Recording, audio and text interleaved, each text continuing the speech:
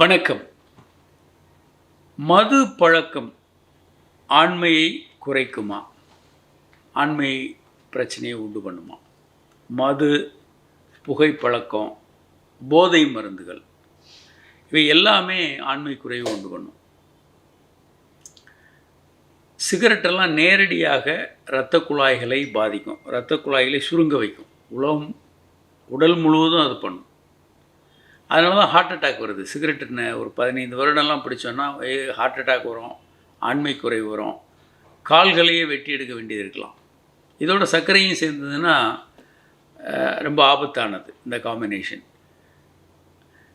இது அதே போல் மது, போதைப் பொருட்கள். இதுக்கு ஒரு முக்கியமான இந்த இடத்துல நம்ம சொல்லணும். ஆணுறுப்பும் ஹார்ட் இரட்டையர்கள். முதல்ல ஆணுறுப்பு தான் அடி வாங்கும், ஆண்மை குறைவு தான் வரும். ஒரு 1.5 வருஷம் 2 வருஷத்தில் ஹார்ட் அட்டாக் வரும்.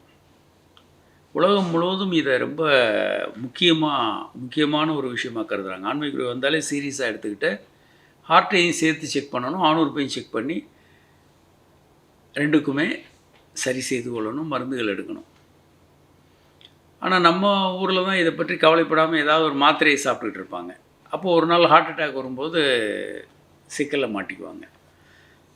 அதனால் சிகரெட்டு, மது, போதைப் பொருட்கள் எல்லாமே ஆண்மை குறைவு உண்டு பண்ணும். மதுவில் மட்டும் ஒரு சின்ன வித்தியாசம் இருக்குது. ஆரம்பத்தில் மது சாப்பிடும்போது கொஞ்சம் செக்ஸ் ஆர்வம் அதிகமான மாதிரி தெரியும். மது குறைந்த அளவு சாப்பிடும்போது அது உங்களுடைய இன்ஹிபிஷன், அந்த ஒரு எங்கே இருக்கிறோம், யார்கிட்ட பேசுகிறோம், என்ன நடந்துக்கிறோம் அப்படின்ற அந்த ஒரு இன்ஹிபிஷனை குறைக்கும்.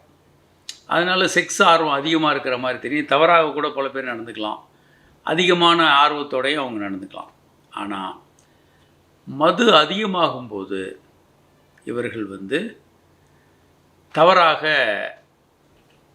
இவர்களுக்கு என்ன ஆகிடும்னா முழுமையாக மூளையை அது செயலிழக்க செஞ்சிடும்.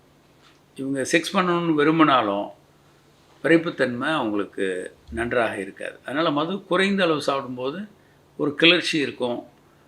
ஆனால் மது கொஞ்சம் அதிகமாக சாப்பிட்டாங்கன்னா தாம்பத்திய உறவுக்குள்ளே முடியாது. அதனால் அது இல்லாமல் தொடர்ச்சியாக மது சாப்பிடும்போது மது மூளை நரம்புகளையும் பாதிக்கும், கல்லீரலை பாதித்து சிரோசிஸ் என்ற நோய் பெண் ஹார்மோன் உடம்பில் அதிகமாகிட்டு இருக்கும். அது இன்னொரு காரணம்.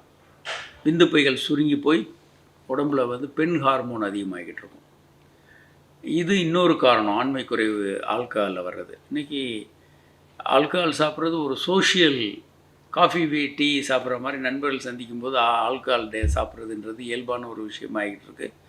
ஆனால் இது ரொம்ப ரொம்ப ஆபத்தான ஒரு விஷயமும் கூட. இந்த மாதிரியான ஒரு போக்கு கண்டிப்பாக நிறுத்தணும். இப்போ சமீபத்தில் திரை பிரபலங்கள் எல்லாம் மது, போதைப் பொருட்கள், இந்த மாதிரியான பாலியல், பல்வேறு வகையான தவறான உறவுகள், இதெல்லாம் பல்வேறு தகவல்கள் வந்துக்கிட்டே இருக்குது.